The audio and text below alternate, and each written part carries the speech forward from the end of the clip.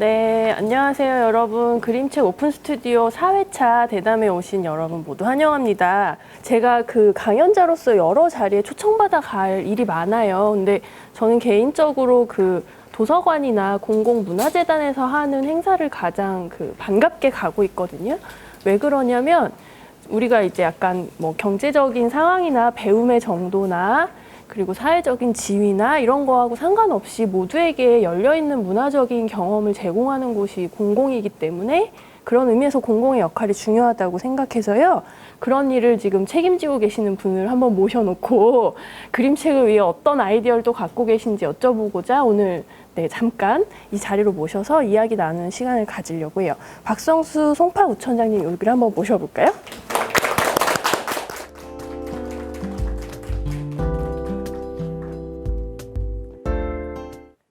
이렇게 오늘 다행히 날씨가 엄청 또 좋아가지고요. 네. 분위기가 아늑하고 좋은 것 같은데 요즘에 이렇게 그림책을 좋아하는 성인 독자분 저기 저 화면에도 보이시네요. 줌에 접속해 안녕하세요. 계신 선생님들 보이시는데 예, 반갑습니다. 네네 이런 예. 그림책을 좋아하는 성인 애호가분들이 많다는 사실 혹시 알고 계셨어요? 예, 뭐 저희 아이들이 그 어렸을 때는 그 그림책이 그냥 전집이나 전래동화 같은 책이었죠. 근데 여기 있는 제가 오면서 이제 그림책을 좀 봤는데 깜짝 놀랐습니다. 아주 작고 소박한 예술 작품처럼 느껴졌습니다. 네네. 예. 제가 여기 준비하신 선생님들한테 듣기로는 송파구가 도서관 대출 이용률이 서울시에서 1위라고 그러더라고요. 그래서 책을 사랑하는 시민들이 되게 많은 것 같아요, 송파구에. 그 비결이 뭘까요? 아시다시피 송파구는 그 서울 25개 자치구 가운데 가장 인구가 많지요. 전국에 69개 자치구가 있는데 그 중에서 제일 많고 67만 정도 됐는데 그래서 학생 수도 가장 많고요. 또 특히 30, 40대 젊은 학부형들이 많이 살고 계세요. 그래서 교육열이나 또 교육에 대한 기대감도 굉장히 높습니다. 그래서 이제 이러한 수요에 부응하기 위해서 우리 송파의 지역적 특색을 살려서 송파만의 교육 지원 체계인 송파쌤을 구축해서 말 그대로 이제 배움의 뜻이 있는 구민이라면 누구라도 일상에서 쉽게 평생교육을 만날 수 있도록 했고요. 특히 이제 인물도서관이라든지 또 미래교육센터나 악기도서관, 음악창작소, 또 온라인 교육 포털이 대표적인 핵심 콘텐츠라고 지금 할 수가 있습니다. 이 송파쌤은 이제 조금 자랑을 덧붙이자면 국제적으로도 이제 그 가치를 인정받아서 지난해 9월에 그 송파구가 유네스코 글로벌 학습 도시에 선정됐는데 또 결정적인 역할도 했습니다. 요즘에 어린 친구들이 궁금한 게 생기면은 문자로 검색하는 게 아니고 유튜브에다가 검색을 해서 영상으로 정보를 취득하는 게 훨씬 더 익숙하다고 그러더라고요. 그래서 점점 더 이미지 읽기 능력이 중요해지는 시대로 가는 것 같거든요. 근데 청장님께서 생각하시기에 이런 시대의 리터러시 교육이 왜 또 중요하다고 생각하시는지 여쭤보고 싶어요. 예, 뭐 똑같은 책을 읽어도 이렇게 그 독자 개개인의 감정이나 지식, 경험에 따라서 이제 이해 정도는 많이 다르죠. 그래서 이제 리터러시라는 게 이제 타인의 생각과 감정을 이해하고 또 공감하고 또 소통하는 것이 첫 번째 목적이라고 생각을 합니다. 그래서 이제 이 리터러시가 이제 모든 교육의 바탕을 또 이루고 있고 또 어떻게 보면 세상을 이해하는 하나의 언어라는 그런 생각이 들어서 송파쌤에서 또 주요 콘텐츠로 이렇게 리터러시 사업을 이렇게 하게 되었습니다. 네네. 오늘 청중으로 앉아 계신 선생님들이 대부분 송파 도서관에서 그림책 동아리 활동을 되게 꾸준히 오랫동안 해오신 선생님들이에요. 그래서 누구보다도 그림책이 그 리터러시 교육에 굉장히 좋은 매체라는 걸 다 경험하신 분들이거든요. 왜냐하면 이제 문자 언어도 있고 이미지 언어도 있고 그 두 언어가 나의 내면에 어떤 영향을 주는지 계속 살피면서 해야만 하는 게 그림책 독서이기 때문에 그림책이 정말 리터러시 교육에서 좋은 예술 장르인데요. 앞에 이제 여러 가지 제도를 막 정책 같은 거 자랑을 해주셨잖아요. 그럼 이제 앞으로 그림책을 위해서 어떤 아이디어를 갖고 계신지 한번 여쭤보고 싶어요. 네. 송파문화재단 제가 취임 후에 이제 곧바로 출범을 시켰는데 이 송파문화재단과 또 이제 그 산하기관인 구립 도서관에서 지금 국민들을 위한 다양한 문화 콘텐츠를 지금 제공을 하고 있습니다. 그래서 이제 특히 이제 우리나라 그림책도 K컬처의 선봉에 선 장르라고 제가 들었습니다. 맞죠? 네, 맞아요. 네, 세계적인 수준입니다. 그래서 세계적인 네. 어떤 그림책 작가뿐만 아니라 다양한 그림책 작가님들을 모시고 여기 있는 이제 하리해라는 말처럼 모두가 그림책 리터러시의 흔적 이렇게 흠뻑 빠져드는 그런 축제도 한번 추진을 해보겠습니다. 엄청 바쁘신 일정 중에 잠깐 빼서 오신 거라고 들었어요. 정말 응원의 그 메시지를 좀 주시기 위해서. 그래서 이 귀한 시간을 내주신 마지막 그 인사를 한번 부탁드리고 네. 싶어요. 일단은 귀한 자리에 초대해 주셔서 감사드리고요. 제가 최근에 이제 송파구 주민분들과 한 1,500명 분들을 이제 세 파트로 나눠서 이제 주민과의 구청장과 대화 시간도 가졌는데 제가 동심동덕이란 말을 자주 사용을 했습니다. 같은 목표를 위해서 한마음 한뜻으로 함께 노력한다는 뜻인데요. 일상 회복과 또 문화예술 리터러시를 위해서 모두 우리 함께 힘과 지혜를 이렇게 모아나갔으면 좋겠습니다. 여러분 감사합니다. 네, 오늘 자리해 주신 이천님께 박수 부탁드릴게요. 네, 고맙습니다. 네, 감사합니다. 네, 고맙습니다.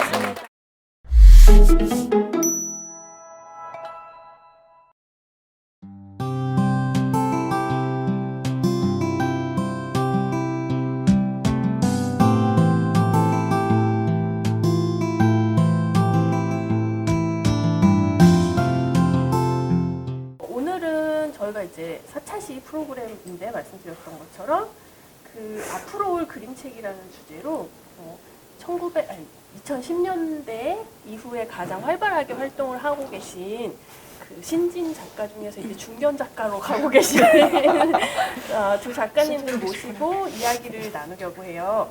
먼저 제 옆에 계신 하수영 작가님부터 소개를 해드리자면 2010년에 첫 창작 그림책인 할머니의 아기를 발표하셨고요. 2018년부터 울음소리, 우리 이불 어디 갔어, 파도는 나에게, 마음 수영, 어느 날 갑자기와 같은 작품을 통해서 그 그림책의 물성과 서사를 연결시키는 그 실험을 굉장히 많이 해오셨어요. 그리고 최근에 9월에 답답이와 도깨비라는 신작을 내셔서 좀 바쁜 나날 보내고 계실 텐데요. 먼저 오늘 참여해주신 선생님들께 인사 말씀 부탁드려요. 네, 안녕하세요. 저는 올해 어느 날 갑자기와 그리고 답답이와 도깨비라는 책 2권을 낸 그림책 작가 하수정이라고 합니다. 네, 반갑습니다. 네, 그리고 너무 그 시강이라고 하죠? 시선 강탈. 시강의 그 룩으로 앉아 계신 저희의 사랑스러운 사이다 작가님은 2016년에 가래떡으로 데뷔하셨고 고구마구마, 술친구, 너와 나, 심장도둑 등의 작품을 출간하셨고요.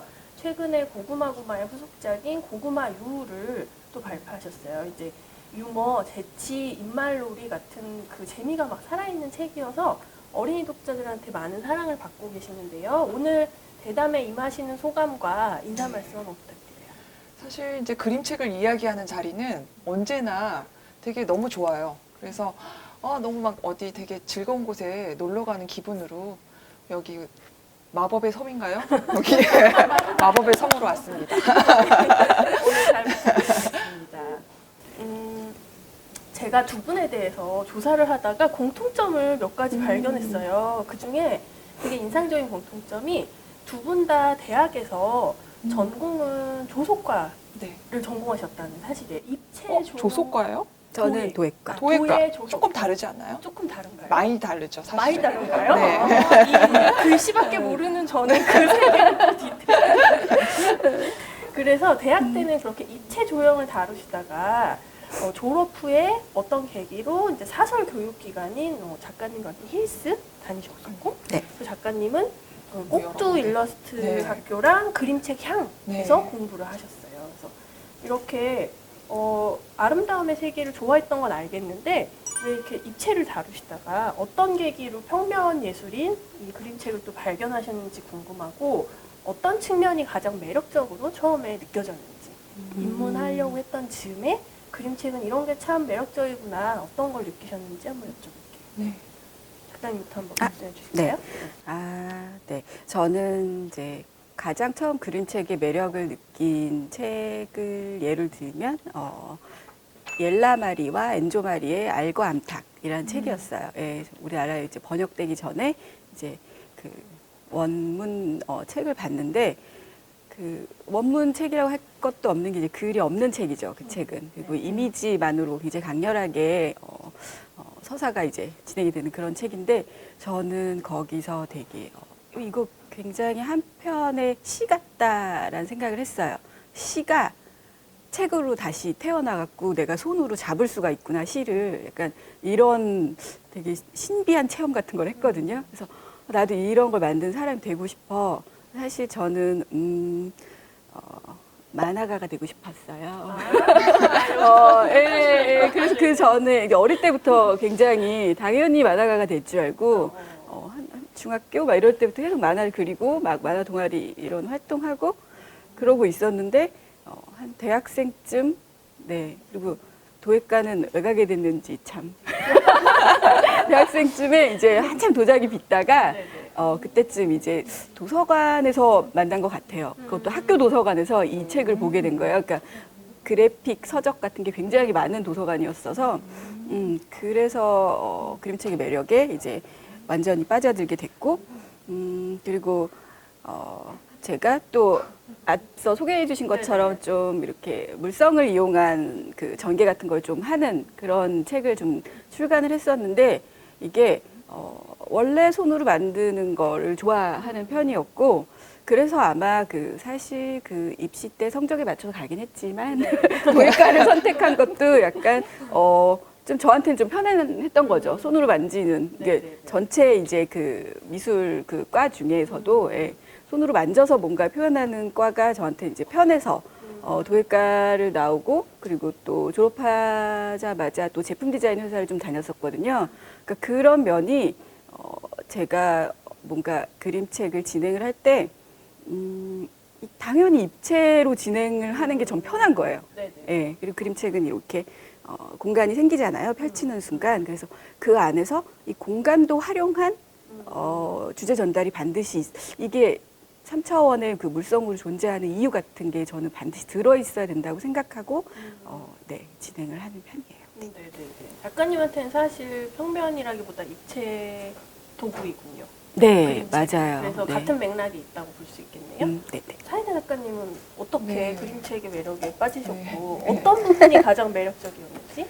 일단 무슨 조속과라는 저희 뭐 3D를 했었죠. 그런 것은 사실은 3D 하는 사람들은 2D를 이게 뭐야 약간 너무 무시하지 않아요? 그쵸? 답답해해요. 그래서 막 몸을 많이 움직이면서 하는 거를 하지 이렇게 뭐 여기다 발라봤자 약간 이런 식인데 어느 날 이제 저는 계속적으로 이제 하지만 저의 생각들을 표현하는 것을 찾고 있었어요. 그래서 그냥 어떤 거를 하든 뭐 예를 들어서 바느질도 한 적 있었어요. 조속과를 그만 이제 졸업하면서 원래 사실은 예술가도 졸업이에요. 미술대학을 졸업하잖아요. 그럼 예술가도 같이 졸업을 해요. 그때 충실했던 그 예술가적인 삶은 그때 종료가 되는 거죠. 그리고 나서는 제가 찾아야 되는 거죠. 그래서 제가 찾아가면서 바느질, 그다음에 저 도예도 했었어요. 그다음에 목공도 했었고. 근데 그 어떤 예술적인 장르들이 다 1년을 넘지 못했어요. 그래서 어느 정도 이렇게 프로의 단계에 가면 이제 이걸로 해서 먹고 살 것인가? 이 길로 쭉 갈 것인가? 나의 인생을 여기다가 던질 것인가? 했을 때 아니다. 이게 되는 거죠. 그래서 그렇다면 나는 어디에다 인생을 던져야 될 것인가 생각을 하고 예술적인 일을 찾다가 그림책을 보게 된 거죠. 그래서 그림책은 우리 여기 주제가 모두의 그림책이잖아요.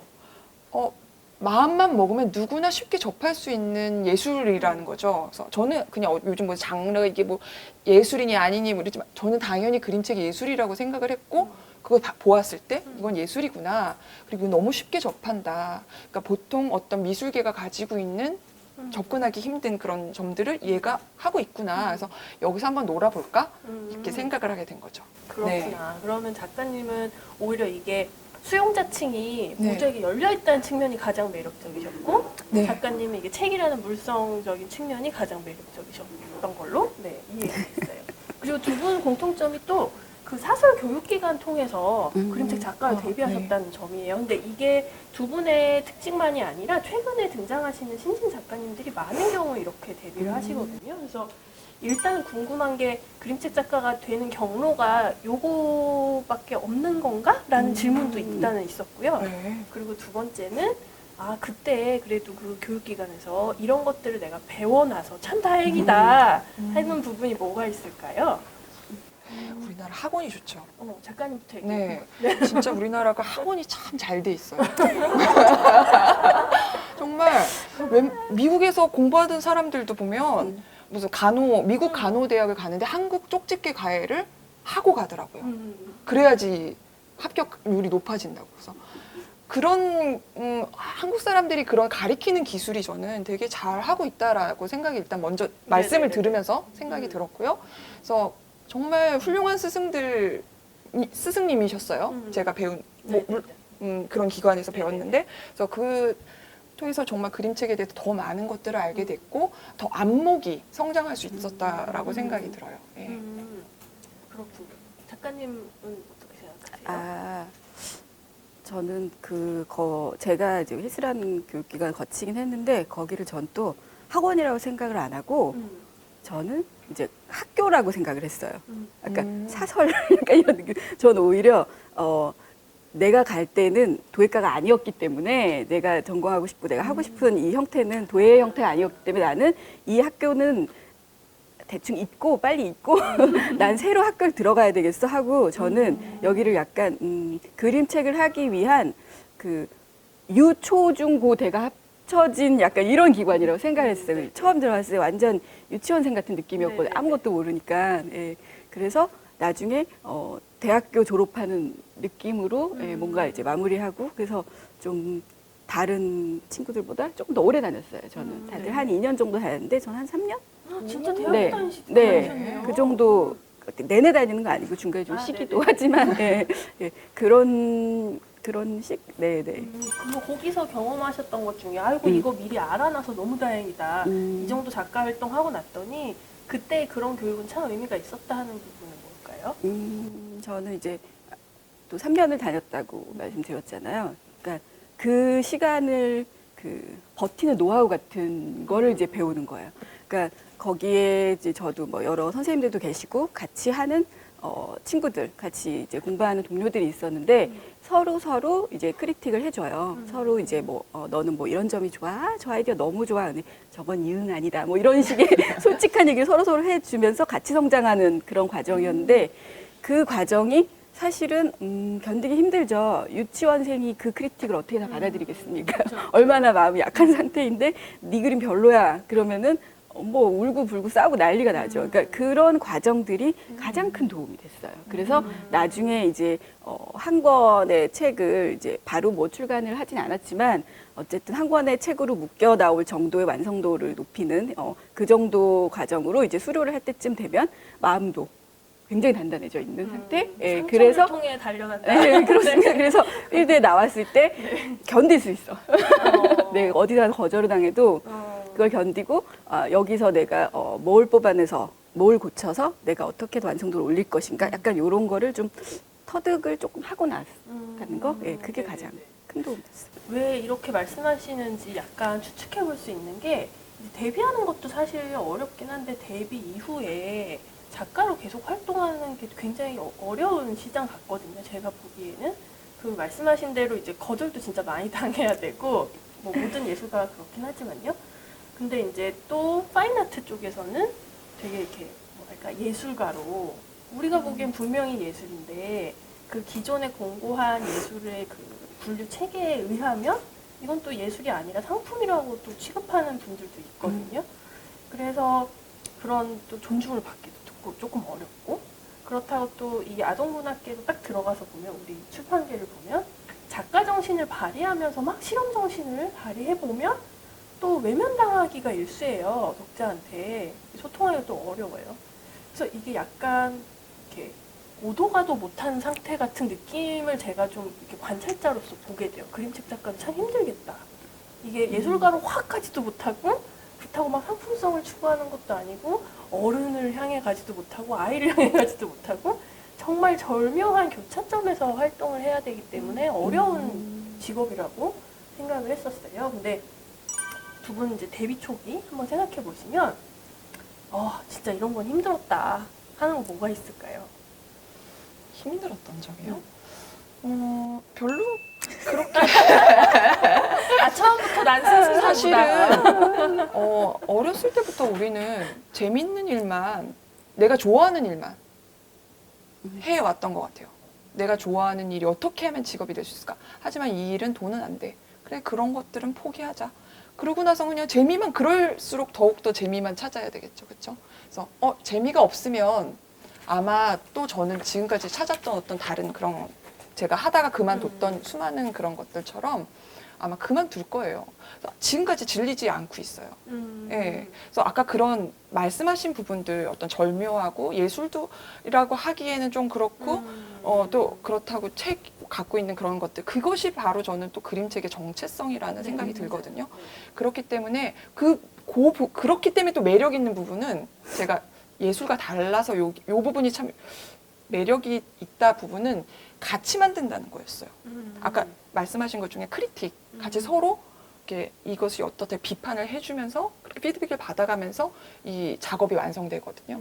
그래서 저는 그런 어떤 제가 원래 예술가였다면 저는 아마 크리틱에 익숙하지 않았을 거예요. 이거 내가 한 거야. 이거 무슨 나의 어떤 철학으로 그냥 했어. 이거면 됐지만 이것은 함께 만들었기 때문에 그리고 나의 작업을 볼 때 이게 너무 좋아요.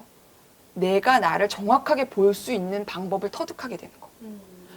그래서 내가 여기 이상하게 보이는 것을 다른 사람들도 같이 인지하는 것. 또는 내가 전혀 못 봤던 걸 다른 사람이 봤을 때 내가 그것을 설득당할 수 있죠. 설득당하면 제가 그걸 또 수정할 수 있거든요. 그래서 그런 과정들이 제가 되게 정제된 예술 보여줄 수 있는 것 같다라는 생각이 들어요. 예. 작가님은 그런 재미가 늘 있고 처음부터 있었고 네. 지금까지 있기 때문에 그거에 좀 더 집중하기 때문에 별로 기억에 남는 어려움이 없다. 네. 와, 짱! 어려운 게 있나요? 작가님 이후에 발언하시기 약간 어려우실 것 같은데요. 그렇죠? 아니 또 공감할 수 있죠. 뭔가 어려운 게 맞아 그거 나도 조금 사실은 어려웠어 이럴 수도 있죠. 네. 저는 지금 되게 어려운데요? 너무너무 어려워. 저는 오히려 제가 데뷔했을 당시에 2010년 이럴 때는 아까 이제 처음 그림책의 막 시적 매력 이런 거에 빠져가지고 그러니까 사랑에 빠진 철부진 거죠. 아무것도 안 보여. 그러니까 뭐 다른 장르에서 우리를 뭐 뭐라 그렇게 하든 그런 건 안 존중하는 들려. 전혀 몰랐고요. 네. 정말 한참 나중에 그 여기저기서 근데 꾸로든가 그냥 약간 지금도 약간 태도는 그렇긴 한데 그래서 오히려 초반에 어렵지 않았어요. 저도 젊었고 네. 체력으로 버틸 수 있었고 그런 식으로 했는데 오히려 요즘에 와서 저는 이제 약간 이제 와서 사춘기 겪는 그런 느낌이 좀 있는 게 이게 오래 겪었던 일인데요. 아까 딱 질문 중에 말씀하신 딱 그 케이스를 제가 오래 겪은 게 제가 이제 그 아르코에서 네네. 하는 예술가 지원 네네네. 프로그램 같은 거에 이제 지원서를 이제 썼어요. 근데 그런 거에 지원서 쓰기 굉장히 힘든 거 아시죠? 알죠, 알죠. 굉장히 서류 작업이. 그쵸 서류 작업하고 그 네. 기획서 마크 그쵸. 같은 거를 그 포맷에 맞춰서 써야 되는 게 어려운 거예요. 대단한 글을 쓴다기보다는. 근데 그 작업을 이제 다른 작가님들하고 이제 여러분이 이제 그 한 전시 프로젝트를 제가 이제 지원을 받으려고 지원을 하는 과정에서 굉장히 이제 우리 셋 다 10년이 넘은 작가들이었는데도 불구하고 다 멘붕에 빠진 게 우리는 예술가가 아닌 것 같은 거예요. 거기에서 분류 체계에서 시각 예술 분야도 아니고 다원 예술 분야도 아니고 문학도 아닌 거예요. 예. 그래서 이 카테고리를 우리가 어디에 체크를 해야 이 전시 기획 그 프로젝트를 통과시키기가 쉬울까? 거기에 가장 머리를 많이 써야 했었던 프로젝트 결국 저희는 이제 실패했어요.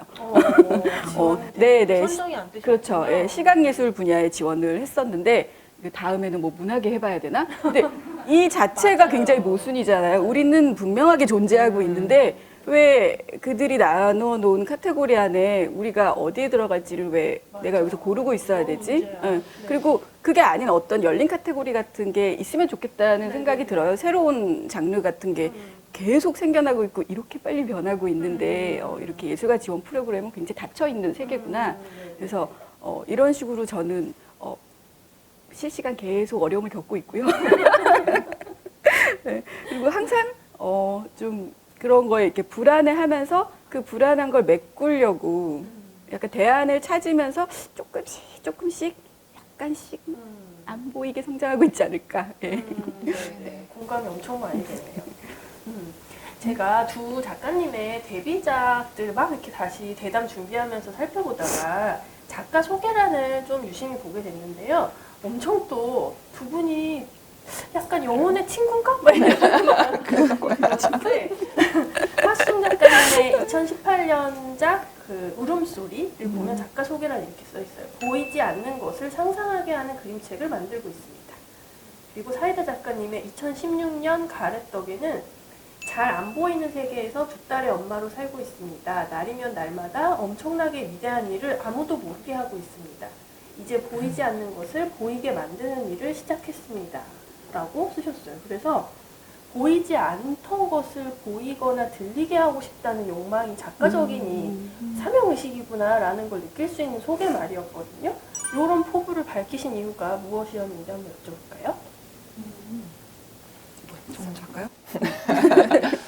그 보이지 않는 것과 보이는 것은 사실은 모든 예술가들이 거의 탐구 주제예요. 그래서 이 말이 떠오르면 거의 대부분 그냥 전시 제목들의 거의 제가 봤을 때는 그거고요. 무슨 대학원 무슨 그 작품 주제도 거의 뭐 보이는 것과 보이지 않는 것의 경계는 뭐 약간 이런 식으로. 그러면 다 자기가 그냥 아무거나 해서 보여주면 그게 다 맞아 들어가요. 그래서 그게 어떤 예술의 정의라는 거죠. 어떤 점에서는. 그래서 사실은 뭐 아주 우리 무슨 뭐 미학의 아버지 칸트 그분이 말씀하시기를 그분 또한 이제 도덕적인 선의 상징이라고 했거든요. 상징이라는 말 자체가 보이지 않았던 거, 평화 잡을 수도 없고 뭐 이런 상징, 비둘기 그렇게 되는 거기 때문에 그래서 우리가 이제 보이지 않는 우리 머릿속의 상상 같은 것들을 보이게 만드는 것, 그것이 바로 아름다움이고 그것을 표현하는 것이 어떤 예술가의 그런 소명이기 때문에 제가 거기 썼던 말들은 제가 그런 어떤 예술가로서의 나의 소명을 다하겠다 이런 뜻이었던 것입니다. 그리고 뭐 여기 팬분들은 다 아실 텐데 혹시 모르는 분도 계실 수 있어서 그런 사명감을 가지고 이름도 만드신 거잖아요. 그렇죠. 사이다가 캬 맛있다 사이다가 아니에요. 선생님들 한번 여쭤볼까요? 무슨 뜻인지? 네, 그것만으로도 오늘 또 밤을 새야 되는데요. 그냥 이제 일단은 어쨌든 사이 경계에 있는 것이죠.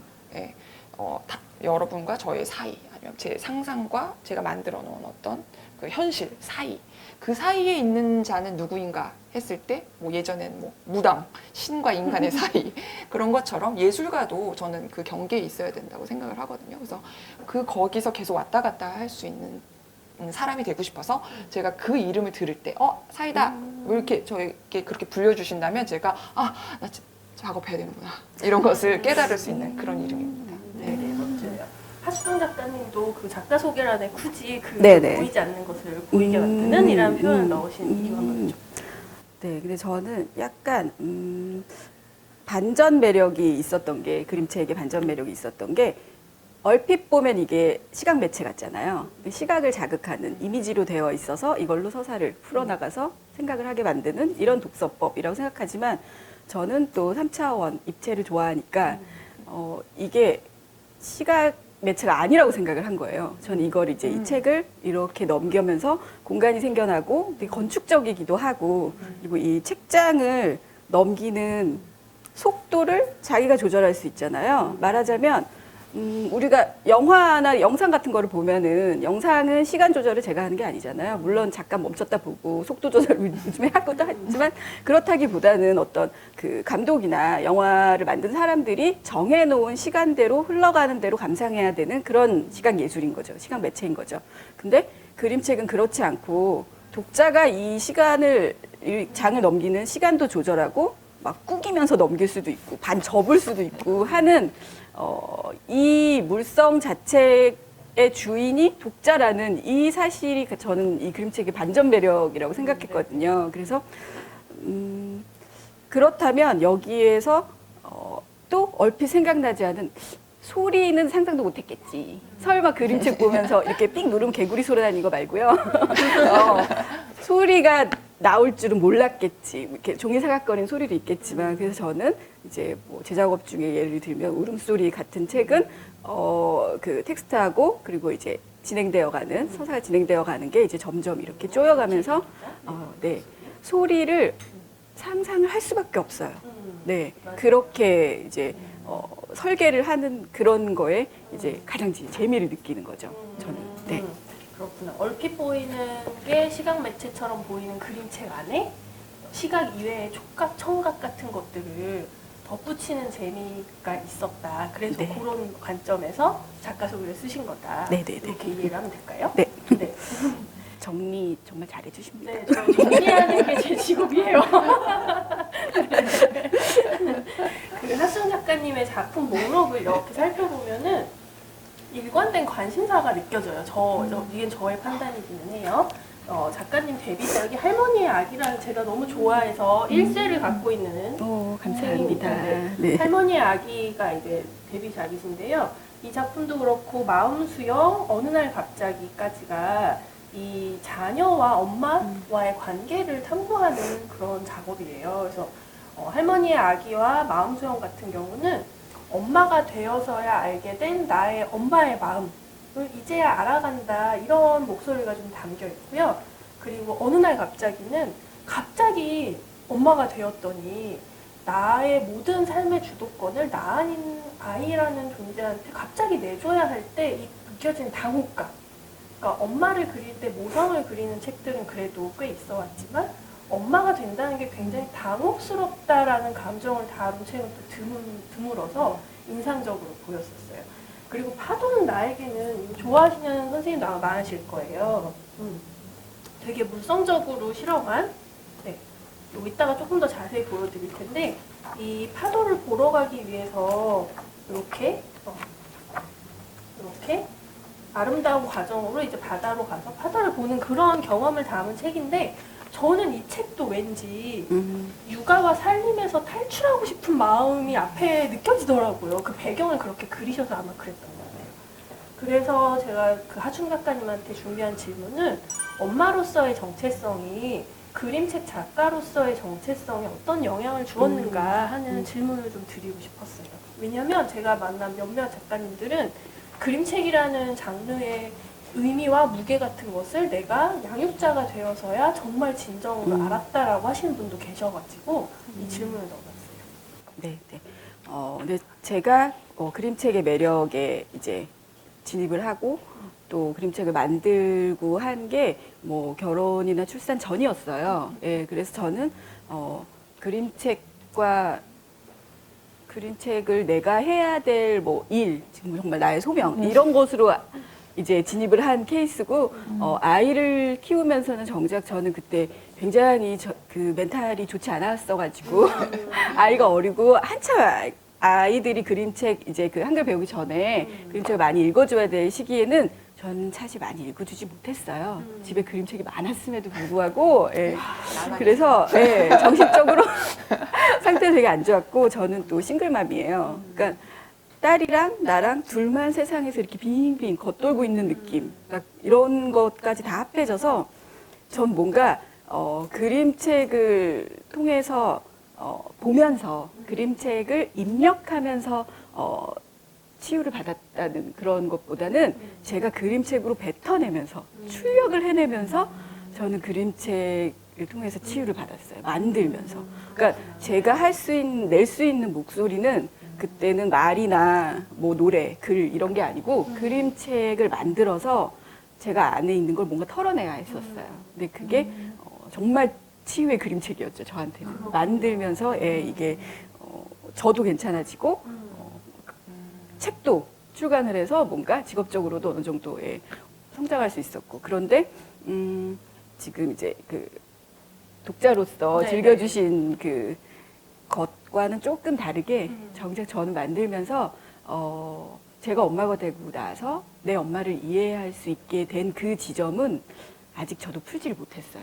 네, 그 오히려 많은 분들이 그 마음 수영 같은 책은 저와 제 엄마와의 관계를 얘기하는 줄 네네, 저도 알고 그렇게- 계시지만 그렇게 생각했어요. 반전입니다. 저와 제 딸의 얘기고요. 원래는 이 등장인물 딸이 굉장히 어린 딸이고요. 엄마 젊은 엄마였어요. 그러니까 그 내가 젊은 엄마였을 때, 내가 젊은 엄마였을 때 그 혼란이나 정신적인 힘듦 같은 거를 뭔가 표현하는 그런 책이었는데 그게 굉장히 이제 그 소통이 안 되는 거죠. 그러니까 내 안에서는 이 괴로움이 해결이 안 되니까 독자한테 전달이 안 돼서 네네.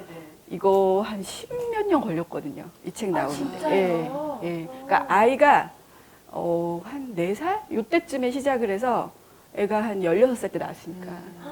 그쵸. 그래서 중간에 이제 연령대를 바꿔본 거예요. 아이가 큰 아이, 사춘기 정도 큰 아이고, 저도 이제 중년의 여성 정도로 해서 연령대를 높이니까 이게 메시지 전달이 더 쉬워지고, 이제 같이 진행하는 이제 출판사 편집부에서도, 편집보다 뭐 이제 다른 분들하고 소통을 했을 때도 괜찮았고, 그리고 파도는 나에게 같은 경우도 제가 그 엄마로서의 역할이나 뭐 그 집안일이나 막 이런 거에서 탈출하고 싶었던 것일 수도 있는데 저는 이걸 끝까지 숨기고 싶었어요, 사실은. 아, 탈출하고 싶은 네. 마음을 숨기고 네. 싶으셨어요? 그래서- 제가 알아서 어떡하죠? 다 들켜.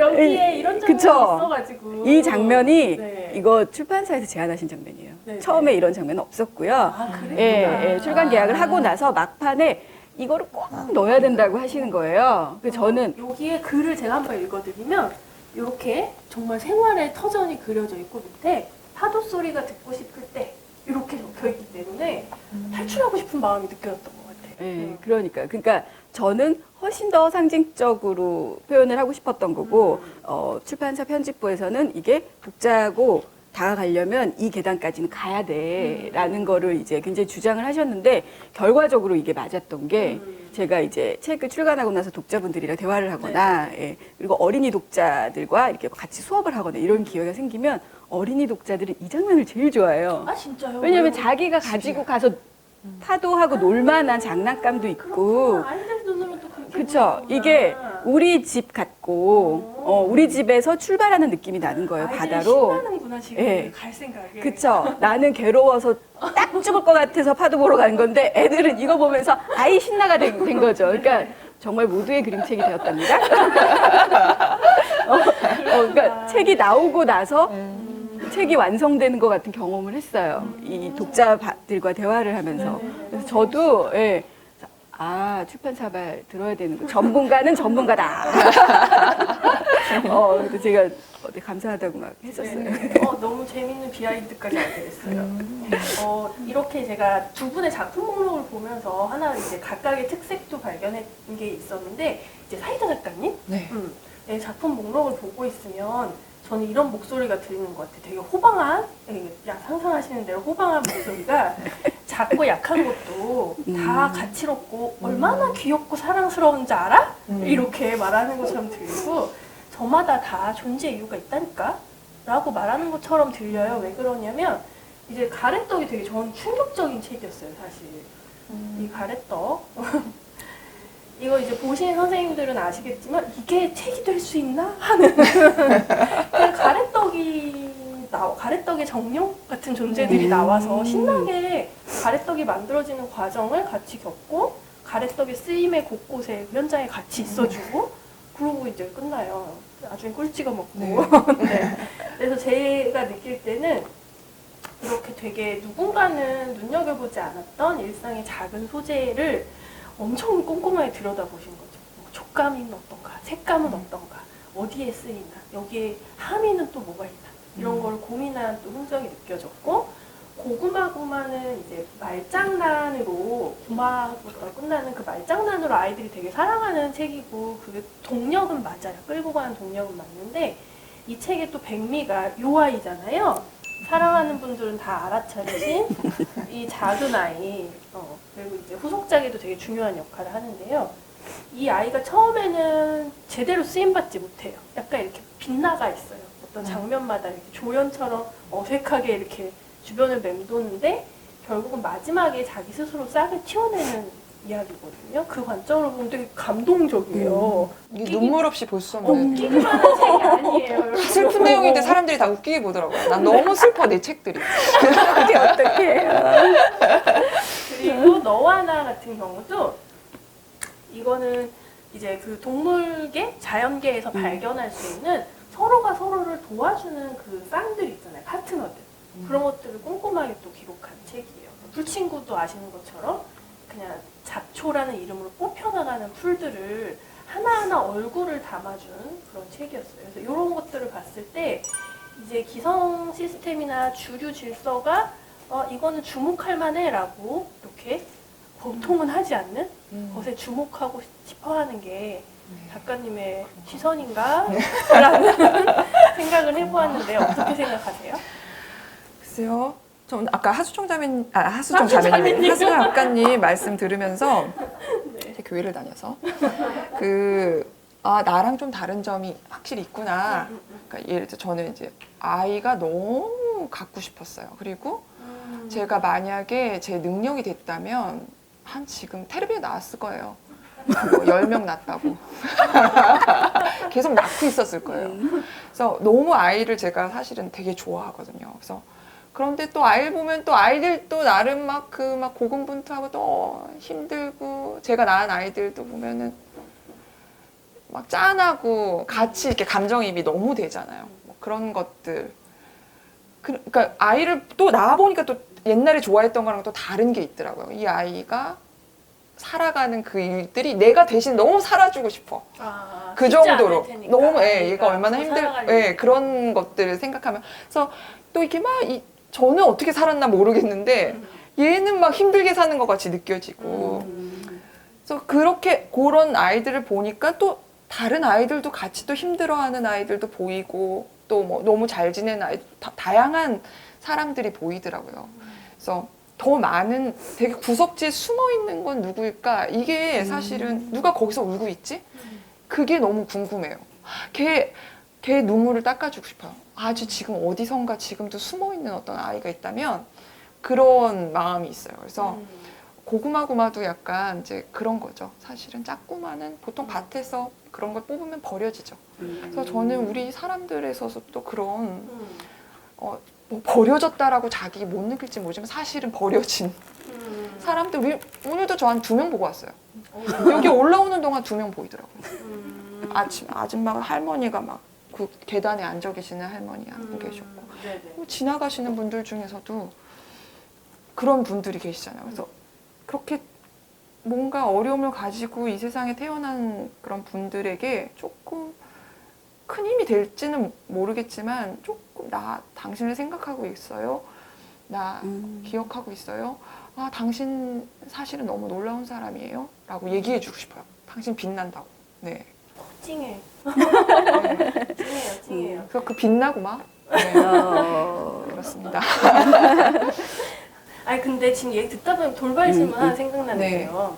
그런 절절함이 사실 지금 느껴지거든요. 네. 평소에 얼마나 마음을 쓰고 있을까가 느껴지는데 그것을 포장할 때는 이야기로 담을 때는 일단 재밌고 그럼요. 그렇게 하시는 게 전략인가요?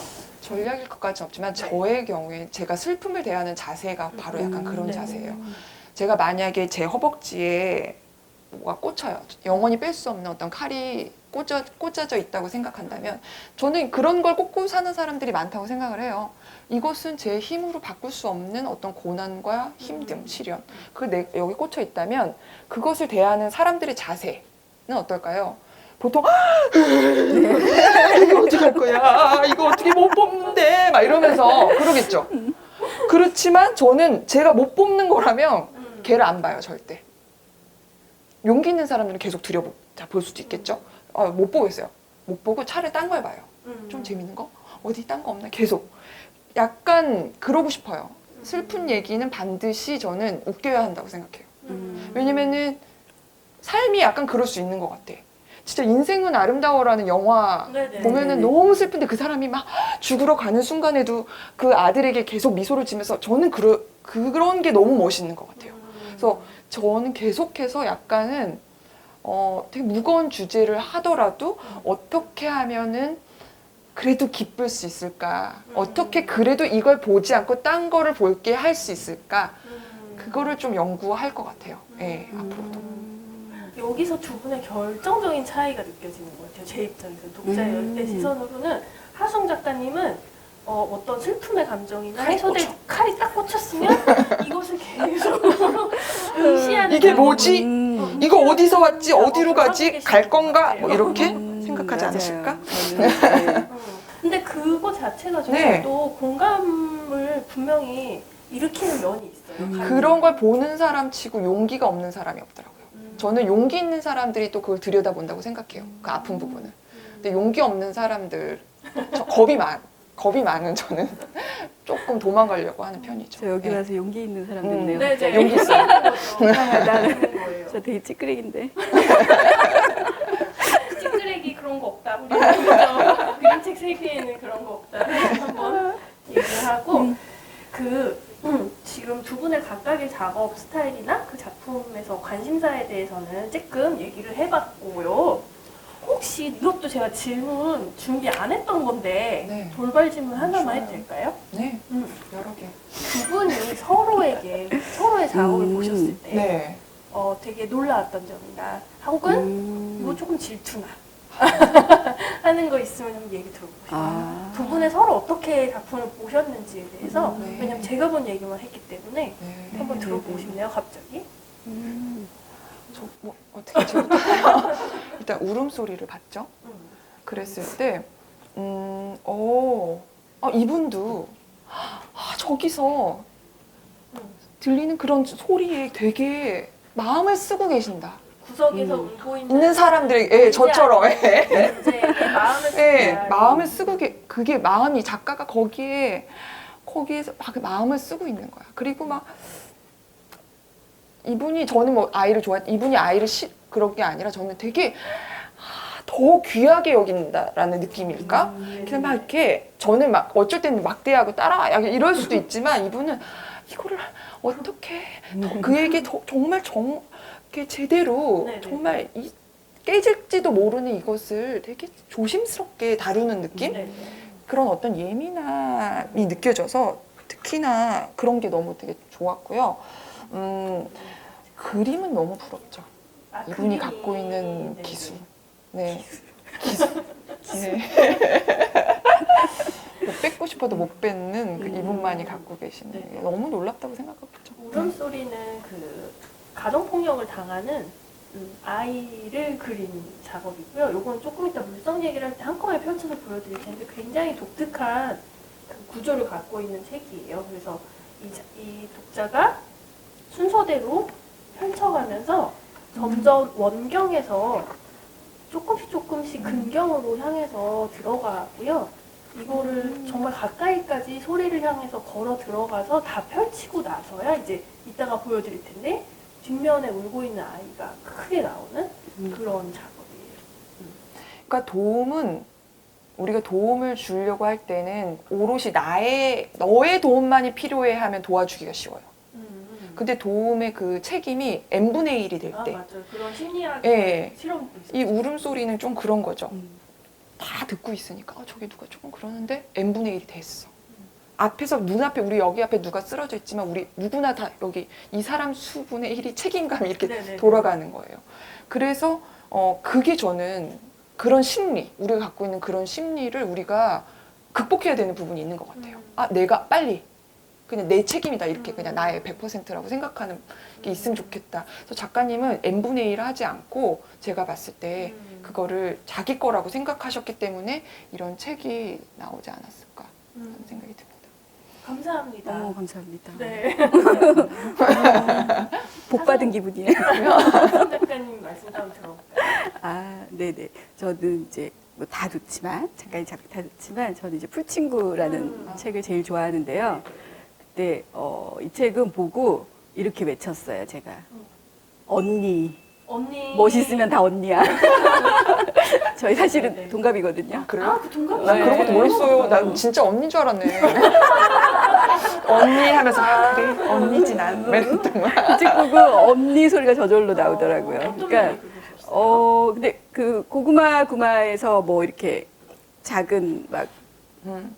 숨겨진 막 이런 없는 것 같이 보이는 그런 작은 존재에 이렇게 빛을 비춰주고 싶은 네, 그런 네. 마음이 저는 여기서 훨씬 강하게 느꼈어요. 이 책에서. 이 책에서 그게 너무너무 강하게 느껴져서 굉장히 다 질투도 그려져. 많이 났고요. 예, 질투도 많이 났고 이걸 이렇게 유쾌하게 풀어버리다니 그냥 이렇게 그림도 이렇게 툭툭 이렇게 던지듯이 이렇게 아니요 이거는 못 그려서가라고 했으니까 작가님밖에 못 그리는 그림이 되는 거죠. 작가님만 그릴 수 있는. 예. 그러니까 이런 표현 방식의 과감함이랑 주제 자체를 이렇게 진짜 군더더기 하나 없이 간결하고 유쾌하게 흥 하고 딱 뽑아낸 것 같은 이런 그냥 작가님 막 애써서 하셨겠지만 이 독자 느낌에서 맞아요. 보면은 이 책은 이거는 사이다 작가가 그냥 재채기 한번 해갖고 책이 만들어졌구만. 약간 자기가 그런 사람이니까 네, 네. 결과물이 이렇게 멋지게 그냥 한 큐 딱 나오는 거예요. 1초 만에 만들었죠. 또 이게 힘들어요. 그림책 작가. 아까 제가 쉽다고 그랬지만 지금 또 돌이켜보니 다 잊었어. 우리가 애 낳고 있는 것처럼 애 낳고 뭐가 그렇게 힘들었어 하고 있는 것처럼 다 잊었네. 내가 지금 들어보니까요. 힘들었어요. 네, 그렇지만 분노한 책이죠. 제가 분노로 시작을 해서 네 만든 책이었죠. 네. 무엇에 대한 분노인지 잠깐 조금만 들어. 그러니까 이 잔디만을 남기고 너무 예쁜 것들은 꼭 뽑아버리는 이 세상. 여기 이렇게 나오죠. 네. 다 뽑혀서 같은 키가 되고 똑같이라고 써 있는 장면. 네. 그것이 그냥 가장 그리고 생각보다 그렇게 사람이 자기 본능이라고 느껴질 정도였어요. 사람을 이렇게 딱 재단을 해서 마치 그리스 신화에 나오는 그 침대처럼 네네. 침대 크기 안 맞으면 잘라버리는 무슨 침대? 네, 이름이 길어요. 그 침대처럼 그런 게 본능인가 봐요. 우리 사람들은. 그래서 이런 환경이 곳곳에 널려 있어요. 진짜. 너무 여기 우리 송파구에 사시는 분들은 특히나 골프 생활을 많이 하실 거라는 생각이 들어요. 제 생각에. 그래서 그렇지만 그 생활을 저는 하는 건 좋다고 생각해요. 몸에도 좋을 테니까. 그렇지만 하면서 생각은 하고 있어라. 여러분이 하는 그 아름다운 잔디는 사실은 녹색 사막이라는 거. 그래서 그 잔디가 유지되기 위해서는 수많은 생물이 죽어야 했고 그리고 수많은 물을 끌어야 됐고 주변을 다 고갈시키고 황폐화시킨 것 중에 하나. 근데 너무 놀랍게도 아름다운 녹색이라는 거. 네, 그렇습니다. 네. 너무 멋있어서 제가 사인회 갔었어요. 아 진짜. 작가를 만나면 제가 찾아가고 사인 받고 덕질했어요. 그러니까 묘한 분위기를 풍기는 분이 계시더라고요. 묘해 막 아는 자 같은데 약간 느낌이 확 와요. 그런 분이 앉아 계셨더라고요. 재밌어요. 두 분 다 너무 유쾌하셔갖고 너무 재밌는 것 같아요, 오늘 네. 대화가. 저희가 이번 4차시 프로그램의 전체 주제가 모두를 위한 그림책이었어요. 그래서 이제 연령 구분 없이 즐길 수 있는 예술 장르다. 이거 이제 또 말하기 너무 입 아플 네. 정도로 많이 말하고는 있는데, 그래서 그림책이 아동도서의 하이블루가 아니라 아예 독립된 분야가 되어야 한다라는 목소리도 많은데, 이거에 대해 혹시 어떻게 생각하세요? 저는 네네네. 이미 지금 우리 다 여기 앉아 계신 분들 다 성인이시고 네. 이미 많은 그 성인 독자분들이 굉장히 두터워지고 있는 과정 중이라고 저는 생각을 해요. 그래서 이게 당연히 그림책이라는 독립 장르로 이제 저희가 독립을 해야 된다는 그런 근거는 충분히 있는 것 같고요. 예. 물론 그 작가들이 해외 굉장히 큰 이런 데서 주는 좋은 상 같은 것도 많이 받는 그런 성과도 있지만 그보다 저는 이 독자들의 반응이랑 이 독서 인구가 그림책 독서 인구가 탄탄해진 게 훨씬 큰 근거라고 생각을 하거든요. 그래서 그냥 이거를 가만히 이걸 이제 즐기고 있을 수 없겠죠. 저 작가로서 성인 독자들이 늘어나고 있다면 그거에 맞는 컨텐츠를 저도 만들어야 될 것 같아요. 그래서 지금 맨 처음에 이제 초반에 질문해 주신 것처럼 약간 이게 어린이 대상에 어필을 해야 되는데 정작 책에 돈을 지불하는 사람은 성인이란 말이에요. 그 부모님이란 말이에요. 그래서 정말 이 애매한 매체이긴 하거든요. 근데 이제 더 확장이 돼서 성인 독자층, 20, 30대 독자층이 만약에 늘어난다면 거기에 맞춘 어떤 주제, 거기에 어필할 수 있는 그림책의 매력 같은 게 더 돋보이는 그런 콘텐츠를 창작자들이 저는 정말 이제 또 새로운 고민이 이제 시작이 된 거죠. 근데 더 재밌죠, 사실. 만드는 사람 입장에서는 골치 아파 문제가 생겼네가 아니거든요. 너무 신나요. 예, 이제 뭐든지 할 수 있어. 약간 이렇게 돼서 판이 갑자기 막 2배, 3배가 된 게 아니고 막 200배, 300배로 확 넓어진 느낌이 들어요. 예, 그래서 이게 지금 과정이겠죠? 그래서 막 뭐 무슨 대한독립만세 막 이렇게 해서 어느 날 갑자기 독립이 된 게 아닌 것처럼 그쵸, 정말 그쵸. 몇십 년 동안 많은 희생으로 독립이 된 것처럼 꾸준히 우리는 독립운동을 해야 된다고 생각해요. 그림책 장르 독립운동을 지금도 당연히 하고 있고요. 저도 하고 있어요. 작가님도 자기도 모르게 하고 있는 거예요, 지금. 독립을 이미 했다 생각을 아, 하고 네. 내 스스로는 남들이 어떻게 생각하든 말이야. 자연스럽게. 네. 일단 기본적으로 모두의 그림책이 되는 거에 저는 사실 반대해요. 나만의 그림책. 이게 뭐라? 이게 뭐지? 맙소사. 네. 사실은 어쨌든 모두의 그림책이 될 수 없다고 생각해요. 이미 그냥 하지만 이 그림책을 어떤 사람이 소유하냐면 특별한 사람이죠. 미적 감각이 있는 사람, 그 안목이 있는 사람, 그렇죠? 그들이 좋아해줘서 저는 그분들도 만나니까 또 좋지. 그러니까 모두보다는 사실은 알아보는 정제된 사람만. 사람들. 네. 그렇긴 한데 그렇지만 문이 열려 있죠. 사실은 다 이렇게 하고 받아들일 수 있지만 뭐 굳이 그래도 상관없고 너무 변화가 심하기 때문에 어떻게 어디로 갈지도 사실은 잘 모르겠다라는 생각이 들어요. 우리 사람 하나하나도 또 어떻게 어떻게 우리가 어떻게 유행을 탈지는 모르겠지만 중요한 것은 우리는 현재 예술을 향유하고 있고 그걸 나누고 있고 그걸 즐기고 있다는 거죠. 그래서 그 순간 그냥 지금 이 순간은 모두의 그림책이 될 수 있다라는 생각은 드네요. 그리고 또 모두 그냥 다 같이 즐길 수 있다. 네. 네네. 어쨌든 두 분 다 그 이슈에 대해서는 굉장히 환영하는 걸로 그럼요. 이해를 하고 있어요. 근데 이게 제가 지난 차시에도 한번 그 김장성 선생님하고 아니다 권윤덕 작가님하고 네네네. 한번 나눴던 대화 내용이긴 한데요. 저는 약간 이 모두를 위한 그림책이라고 너무 동의는 하지만 동시에 어떤 우려가 있냐면 그림책만이 갖고 있는 낙관성이라는 게 있잖아요. 어쨌든 아까 얘기한 대로 작고 사소하고 그래도 비관하지 말고 우리가 더 나아질 수 있고 세상을 노력하면 바꿀 수 있어라는 세계관을 가진 매체라고 저는 생각하거든요. 근데 이제 그거는 사실은 어린이를 향해서 주고 싶은 목소리이기도 하잖아요. 어린이한테 네가 만들어갈 세상은 더 좋아질 수 있다라고 말하는 어른이고 싶잖아요, 우리가. 그러니까 그런 목소리를 자꾸 담기는 것 같은데 이게 어린이를 떠나서도 그런 목소리가 계속 유지될 수 있을까에 대한 질문이 제가 드는 것 같아요, 계속. 그래서 뭔가 계속 그 20대, 30대도 좋아하는 어떤 주제나 표현 방식을 이렇게 책이라는 얇은 형태에 이걸로 만들면 그림책이 되는 건가? 이런 질문이 남아서 이 기회가 될 때마다 이 질문을 이제 작가님들한테 계속 여쭤보게 되는 것 같아요. 어쨌든 그림책 안에서도 다양한 길이 있는 거죠. 그렇기 때문에 제 풀친구나 제 책을 누구나 좋아할 수는 없죠. 아이들이 많이 좋아한다든지 뭐 비율이 있겠죠. 그런 것처럼 그런 일단은 그 너무나도 너무 디테일이라고 생각하시면 될 것 같아요. 저는 그 아까 모두라는 게 아니라고 했는데 그 전체성으로 뭉뚱거려지는 느낌이 싫은 거예요. 예. 근데 하지만 이 디테일로 이렇게 뭉뚱거려서 하나의 어떤 카테고리에 아예 들어가는 건 전 싫고 이렇게 퍼져 있었으면 좋겠어요. 그래서 저 같은 책도 있고 어른이 보는 책도 있고 다양하게 그냥 막 있는 거죠. 그렇죠? 그래서 이렇게 퍼져 있는 근데 그것을 그냥 이렇게 우리가 그림책으로 부르더라. 이렇게 봤으면 좋겠거든요. 네. 그래서 예, 그런 느낌인데 답이 됐나 모르겠어요. 네, 아니에요. 이거는 답이 없어요. 이 네. 질문은 답이 없고 작가님들 개개인의 견해가 그냥 궁금한 거죠. 네. 어떻게 생각하시는지. 혹시 그렇지만 그 긍정성은 참 좋은 것 같아요. 네네. 하수영 작가님 어떻게 생각하세요? 아, 네네.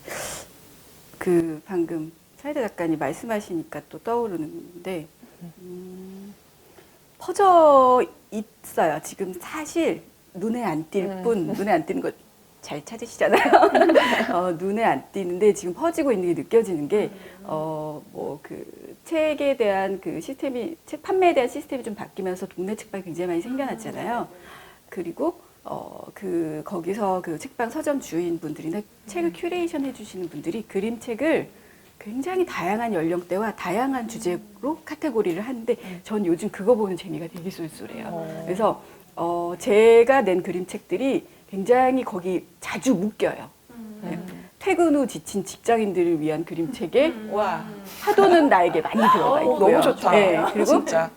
그 동해를 시작으로 쭉 해안선 따라 있는 서점들이 또 있어요. 제주도까지. 파도는 나에게 무조건 있습니다. 이렇게 딱 잘 보이게 전시회는, 그러니까 이런 식으로 사실 그렇게 전면에 이슈화되지는 않는데요. 그림책이라는 장르가 완전 메인 장르는 아니니까요. 예, 그래서 뭉뚱그려지는 거는 크게 보이는 온라인 서점이나 큰 대형 체인 서점들에서 약간 그렇죠. 그렇게 보이는 게 이제 우리는 좀 불편해 이렇게 느낄 수는 있는데 사실 작게 풀꽃 운동이 일어나고 있답니다. 그래서 예. 그런 맞네요. 디테일이 너무 아름답죠. 네, 그거 네. 볼 때마다 너무너무 기분이 네. 좋아요. 생각지도 못한 카테고리로 이거를 묶어서 이렇게 추천을 하시는데 그러면 그 독자분들은 그 큐레이션 해준 그 서점 주인의 마음까지 받으면서 새로운 또 독서를 하게 되는 거잖아요. 그러니까 이 영향력이 이렇게 퍼지고 있는 게 물론 시간이 좀 걸리고 있죠. 예, 근데 이미 벌어지고 있는 일이다. 그렇죠. 우리나라 빨리빨리니까 아마 빨리 번질 거예요. 그 저희 2000년대, 2010년대까지 활동했던 그 선배 작가들을 이렇게 생각해 보면 저희가 지난 차시는 또 한국 그림책 역사를 쭉 한번 훑었거든요.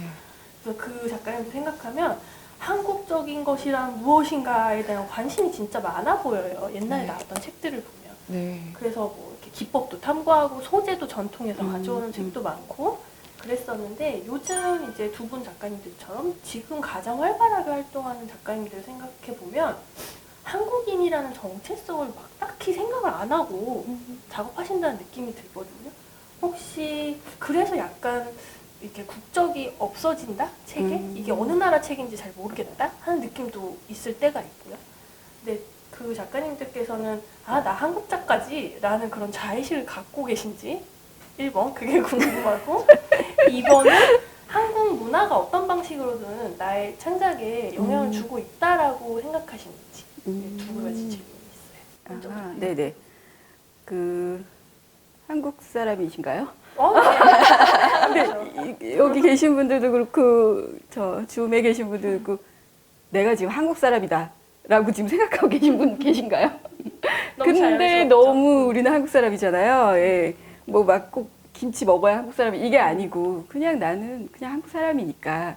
그래서 꼭 그 기법, 전통 한국적인 기법이나 아니면 그 한국의 뭐 역사나 이런 한국의 약간 이런 느낌의 주제를 이렇게 메인으로 내세우지 않아도 어떻게든 한국적인 게 나오는 것 같아요. 그리고 또 이런 게 그 뭐 꼭 세대로 나누는 건 아니지만 지금 현재 일어나고 있는 현상으로만 만약에 보면 오징어 게임을 약간 예를 든다면 실시간으로 전 세계인이 이 컨텐츠를 즐길 뿐만 아니고 컨텐츠 자체만을 즐기는 게 아니고 문화 현상이 돼서 그들이 그걸 가지고 놀이를 하고 그리고 장사를 하고 막 이런 걸 저희가 실시간으로 보잖아요. 그죠? 그리고 막 인스타그램, 유튜브를 통해서 그들이 여기에 어떻게 반응하는지 그리고 매출이 얼마나 나오는지 아마존에서 집계가 되고 있고 막 이런 것을 저희가 실시간으로 접하다 보니까 이게 국적성이 다 없어진 것 같아요. 그런데 오징어 게임 얼마나 한국적이에요. 맞아요. 최고의 끝판왕 한국적인 내용의 소재와 주제들인 거잖아요. 거기 나오는 캐릭터가 하는 말 한마디 한마디가 전부 다 이건 한국이잖아요. 너무나 한국. 근데 그래서 그냥 그림체계에서도 특히 저도 그냥 하면 한국적인 게 돼요. 그래서 뭐 예를 들면 제 책 중에 이제 요건가? 네. 요런 책이 있는데요. 이거는 이제 펼치면 이거 솜니불이요. 모카 솜니불이고요. 이게 온 가족이 요 이불 한 장을 덮고 하룻밤을 버텨야 되는 5 식구가 버텨야 되는 그런 내용인데요. 그러면은 혹시 느껴지실지 모르겠는데 이 앞에 굉장히 도톰한 폭신폭신한 안에 솜이 아니 스폰지가 들어가 있어요. 정말 예. 이불처럼 일부러 가공을 하시고 그렇지. 그래서 이게 여기에 그냥 한국의 온돌 문화 그냥 자연스럽게 들어가죠. 그리고 식구들이 한 방에서 한 이불 덮고 자는 문화. 예. 이거 유럽에서는 굉장히 생경하게 생각하는 문화라고 하더라고요. 다 같이 덮고 자. 그쵸? 이런 이거를 한 식구가 왜 다 같이 자? 무슨 가난한가? 이렇게 되는 거예요. 근데 온돌방, 따뜻한 겨울에 한 가족이 한 이불 덮고 자는 거는 뭐 우리나라에서는 흔한 일이죠.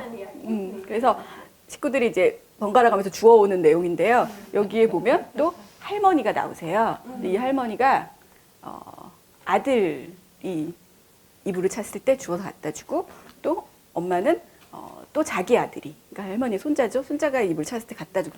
이거 한국의 남아선호 사상입니다.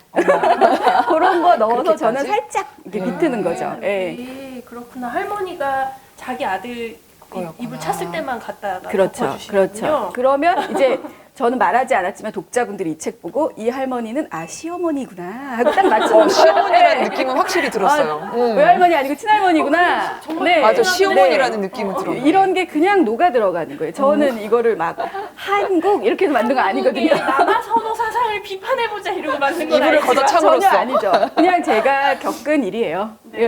저의 어렸을 때 있었던 일을 그냥 에피소드로 만든 건데 알려달라고 요청이 들어와서 네. 제가 이거 네네. 우리 이불 어디 갔어? 네.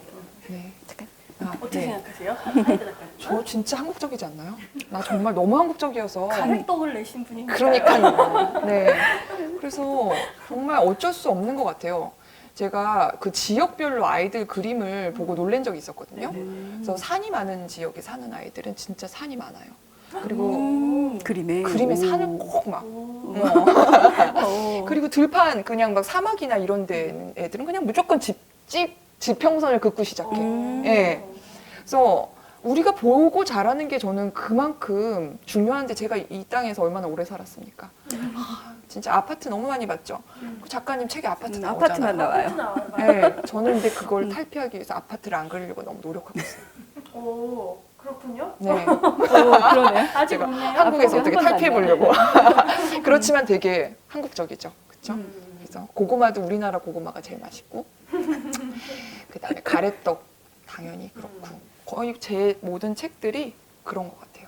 네. 그러니까 의식하지 않아도 자연스럽게 내가 하고 싶은 거 하면 네. 그게 당연히 한국적인 게 네. 스며있다. 네. 그렇지만 아까 말씀하신 것처럼 너무 지금 세계가 공유가 되는 시대이기 때문에 우리 그림체들은 네. 정말 비슷비슷해질 수밖에 없어요. 커다란 믹서기에 넣고 다 돌리고 있는 것 같아요. 그래서 여기서 영향받고 저기서 영향받고 해서 내가 어디서 영향받았는지 모르겠고 기억도 안 나고 너무 많은 것을 봤기 때문에 그런 건 있는 것 같아요. 네. 아, 너무 재밌습니다.